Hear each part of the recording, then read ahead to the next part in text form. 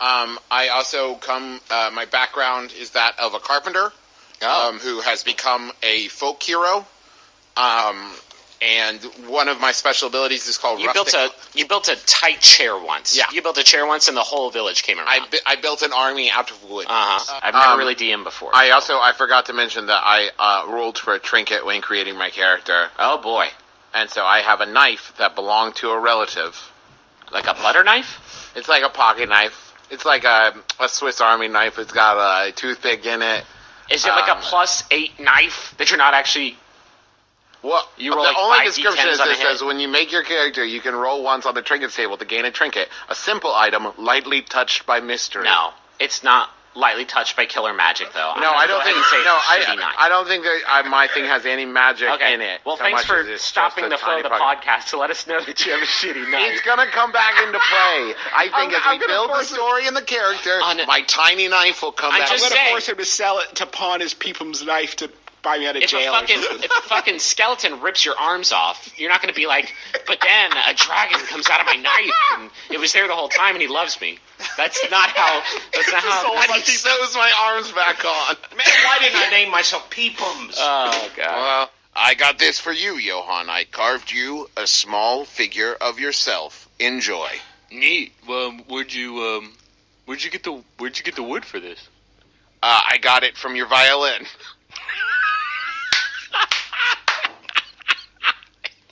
Wait, which one? Not the rosewood one, right? I can't remember. It was the one with the tag from your mom. Well, this was rosewood. This figure you've handed me. So that's how I knew you'd like it. You seem to really like rosewood, and he's asked us, what do you think? Would you like the rosewood? Oh, so this is from all three of you then? No, I made macaroons. I'm just the one that stole it from your room. He did all the carving. Okay, so a little theft present. I get you. Well, guys, cool holiday. Good interactions as always, my man. I didn't ruin your fit. Here's your violin. But you did steal it for the prank, though. Well, yeah. Okay, well. Pretty good, though, right? Yeah. You're welcome. You got me. I think I learned something about the holidays today. In a way, he got you a statue and a violin, if you think about it.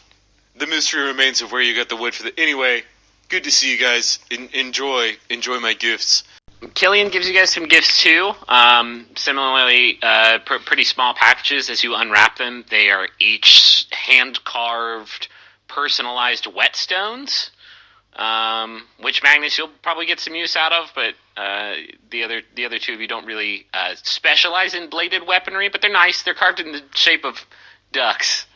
Aw. Yeah, they're my favorite, she says. Re-gift. I hand her a carved wooden duck. That's really weird. It's really weird that how did that even, did you know I was going to get you a duck stone, or what? How did I read your diary. Well, this is not a great candlelight so far, guys, just sort of judging by the interactions that we're all having in this room. I'm a carpenter. Do you want to learn carpentry? She likes duck. She's a duck fan. Yeah, would she like a puzzle box shaped like a duck? That sounds, yes. All right, we could do that.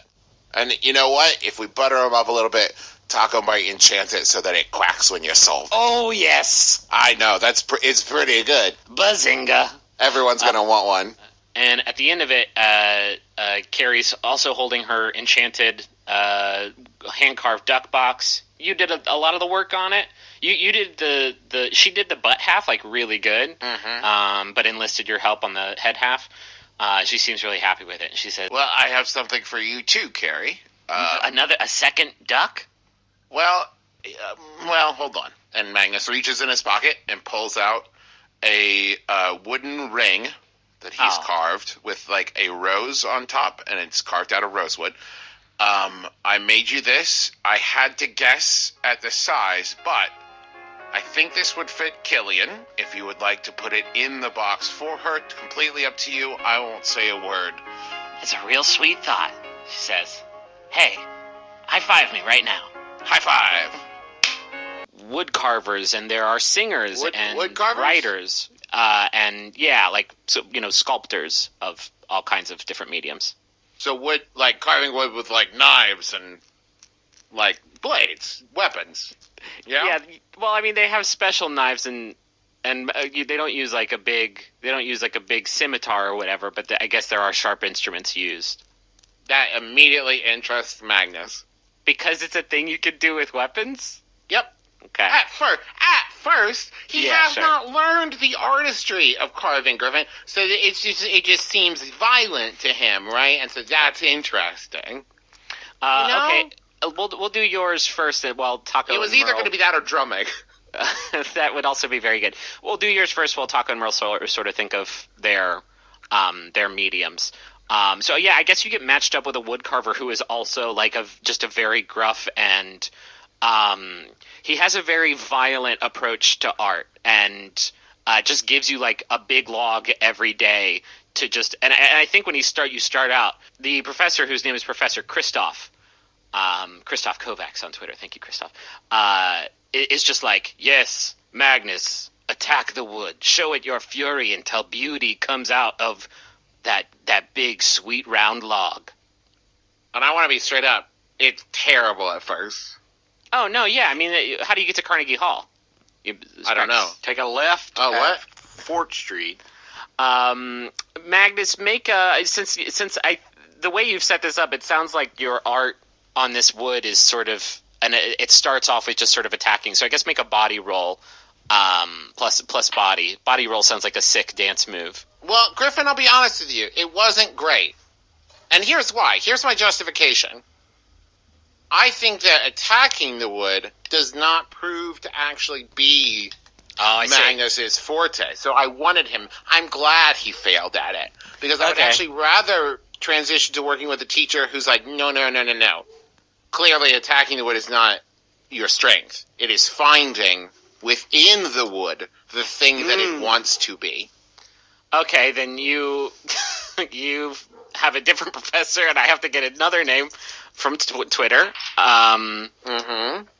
Professor Bauer, Jonathan Bauer, thank you on Twitter, who's like, you know what you need to try? You know what you need to try, Magnus? Magnus, you know it's time to try? A little bit of tenderness. Oh, okay. Well, I got an 11. Is that tender enough? That's extremely tender. What's the first thing you carve that you really like? It's a duck, baby. A big duck, a handheld duck. What's the? Listen, it's a slightly clumsy duck-sized duck. A little knobbly. And there's like, a couple spots where you can see like a drop of blood that's soaked into the wood. Where like I nicked myself doing it. But within it, it's like somebody took a lot of time and care to do this thing that they were not inherently good at.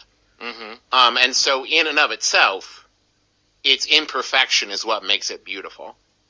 You get an A on your duck, very tender, and Professor Bauer asks if this is what you want to submit to the cave after your year of study. I will tell you right now, Magnus has never been prouder of anything than he is of this duck. Okay. Take +2 experience for learning this as sort of essential tradecraft to the Magnus backstory. I would like to retroactively add something just to prove to people that I haven't forgotten about it. Okay. I carved that duck with my grandfather's knife that I claimed to have in the first episode of this very podcast. Okay, yeah, sure. You still have that wonderful knife that you use for all your carving. Magnus, you submit your duck up to the pedestal, and there is a flash, and it is taken. And then very quickly there is like a very faint flash from the mountain, but it seems to still get the job done because everybody immediately remembers this great duck that you made. For whatever reason, the mountain really, really was enthusiastic about your duck and rebroadcast it. Magnus starts crying. Oh. Next to that bed is your carved wooden duck. And it hovers over to it, and it kind of like wraps its tendrils around it, kind of gleefully, and rolls around in this bed with your duck, and it sings a little song. And then it floats back towards you, and then floats back to the duck and hums at you. I made that duck. It hums at you an even higher pitched, like happier little song. and sort of hands it floats over and picks up the duck and hands it to you, and then it takes it away from you again and sets it down on the bed. Okay, I sit down on the bed with it, with the duck. It takes some of the moss off the bed and it roughly shapes it into the shape of another duck next to the wooden duck, and like points at it and then points to you. Do you want me to make another one? It sings like yes. It sings like this really, really like joyous refrain in this humming voice that you've heard. It wants more ducks. I don't have any wood with me. The light inside of it starts to dim a little bit, and it looks kind of sad. But I can make you more. I can bring you more back. With that, the light sort of picks up again, and it does a little dance and sings its happy song. So you have this sort of like, as best you can, conversation with this jellyfish, this glowing jellyfish creature, and you get the sense that it wants you to bring it more ducks, and so you promise to make more. And you spend a little bit more time in here. Send more ducks. Do you bring more ducks? I do bring more ducks. Of course I bring more ducks. How many ducks are you able to bring to it that first night back? Let's see, in 24 hours, I think I could carve 3 ducks. Okay. How many over the next like few days? How many ducks do you bring in? I mean, I think I can max do 3 ducks a day, but don't get me wrong, they're getting better. You know what I mean? There's definite duck improvement. Lucretia like spends her time in this cavern with you. You spend it like sort of hanging out and playing ducks with the baby fish, while Lucretia like illustrates some of these creatures, tries to like understand their anatomy. I pull out a duck that I have with me. Okay. That I was going to give the fish later. Okay, it flies over to you and it sings a song, but you can tell it seems kind of nervous about all of its like family members or whatever not coming with. You see it, and it's still floating in front of you. It's a little confused, obviously, but it's here and it's safe.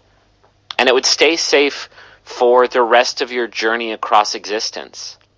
The next year, you and Lucretia find a big glass tank, and she keeps it in her quarters. Her cabin was always bigger than yours. And you'd go to it from time to time to sing it songs or give it carvings. Your repertoire expanded, but it still likes your ducks the best. It delighted in your company, Magnus. And it still does. I have an idea. This mannequin is something that Magnus carved along our travels. And then we knew we were going to need somebody to pick up the bell without being affected by it. Ooh. So Taco used his animate spell. So this is basically just like a servant. This is like a wooden bellboy carrying our baggage. That's a lovely story, and I'm actually going to go along with you, but I do wish I'd been there when we had discovered fucking Magnus just carving a human man. This is a man I made. No, that's why he kept collecting arms. See, he would have a model. That's good.